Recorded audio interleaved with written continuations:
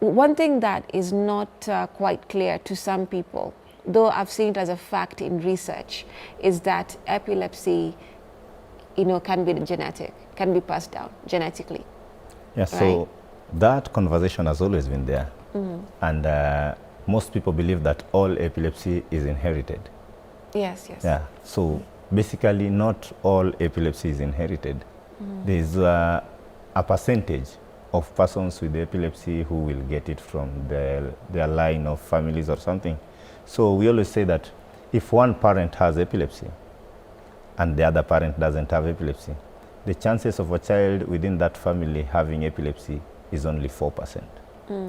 And if both parents have epilepsy, the chances of a child coming out of that family with epilepsy is about 12%. The percentage is still very low. So there are some cases where we can relate it to genetics, but not all cases. Because basically epilepsy can get you at any time and at any age. Okay. Anyone is a candidate of epilepsy. At any time, at any age? Yes. Okay. And do we have more medical officers who are equipped, doctors, to diagnose this and handle? Since in the beginning of the conversation, you said that very many, they're different, rather, I beg your pardon, they're different type of seizures, not very many, different type of seizures, and they're not necessarily epilepsy. Yes. So basically what we came to realize is that epilepsy management has been made to be expensive. Right. Because the first time you mention epilepsy and neurology, the first line of thought is neurologist and the consultant. Yes. Yeah, so basically what we are trying to do as KAWE is we are taking the management of epilepsy to the primary health care, because these are the first contact persons to many patients.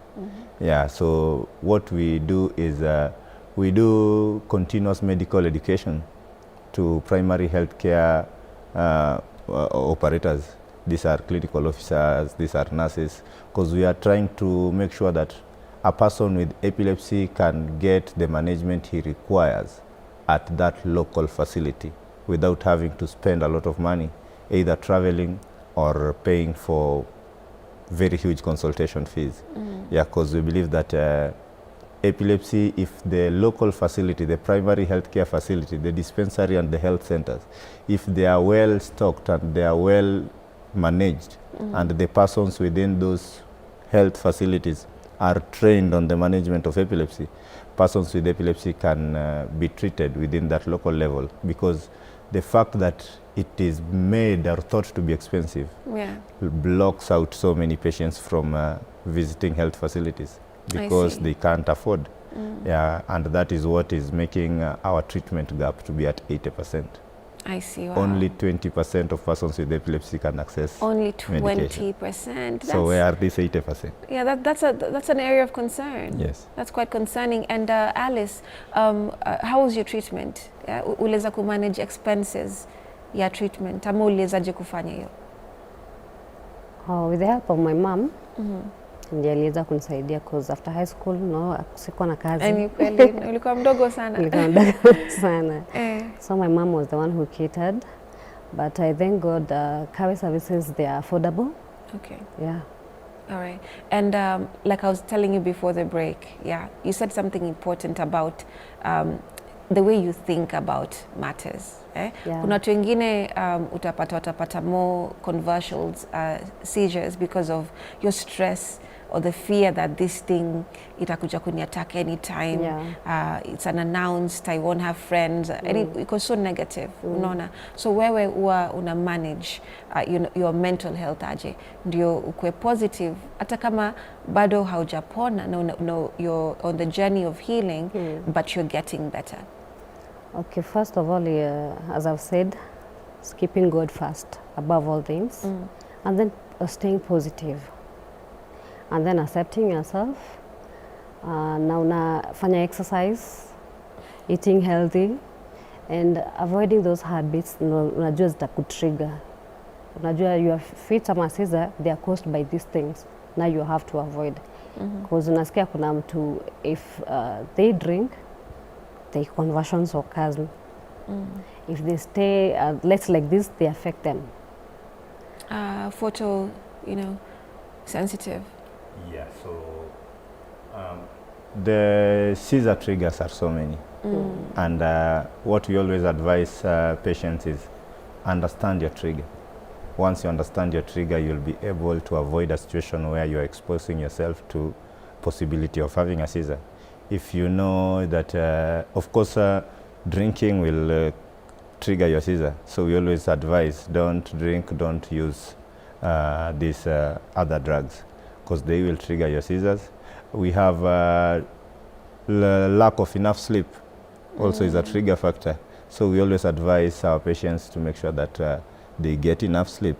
We have other issues like not taking your medication, forgetting your medication, not taking it on time.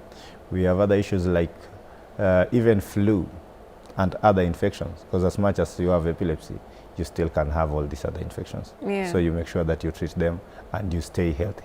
Basically, we always advise you to stay healthy, do the right thing, and your seizures will be controlled.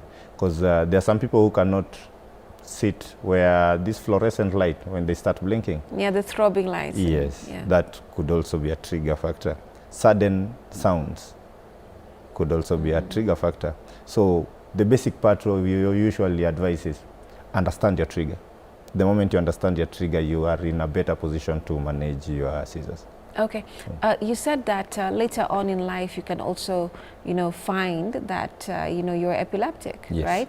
But now we have a lot of lifestyle aspects that are not positive in the way that we live. Yes. Right now, you've mentioned something like lack of enough sleep, stresses, lifestyles, habits like drinking, smoking, and the like, which is what is, very prevalent in society. So when you find, let's say, someone quote unquote normal is doing all those things at the same time, no sleep, no exercise, no nothing, they're just doing all those things, are they at risk of getting some type of seizure or even an epileptic seizure?